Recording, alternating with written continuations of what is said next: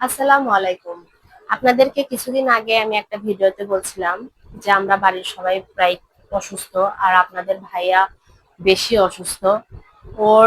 আপনাদের ভাইয়ার ডেঙ্গু জ্বর আর কি হয়েছে। ও পাশের ঘরে ওকে মশারি দিয়ে রাখছি। তা আপনার ভাইয়াকে একটু তরল খাবার খাইতে বলছে। ওর জন্য সবাই একটু দোয়া করবেন। আল্লাহর রহমতে একটু এখন সুস্থ মনে হচ্ছে। তা সবাই তার জন্য দোয়া করবেন। তা আমি একটু শহরে গেছিলাম, অনেকগুলো ফল দেখলাম, তো ভাবলাম এগুলো নিয়ে গেলে আপনাদের ভাইয়া খাইলে একটু, তাও যদি শরীরে একটু শক্তি পায়, বল পায়।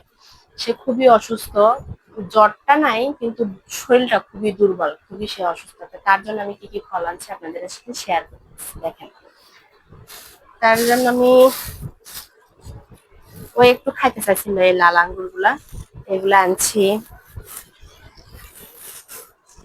তারপরে এখানে কিছু মালটা নিয়েছি।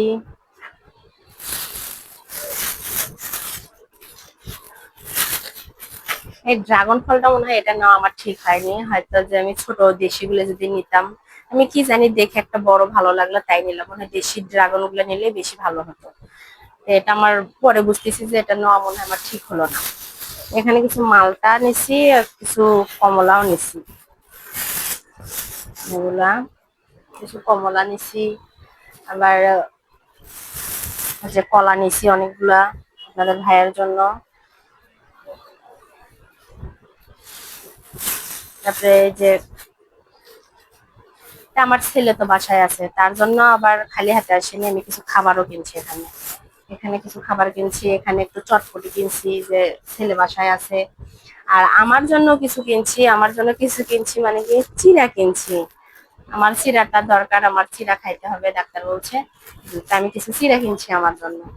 আর এখানে আরো কিছু কিনছি, এই যে পুরাটা ঢালবো না, একটু আপনাদেরকে দেখা, এই যে খেজুর,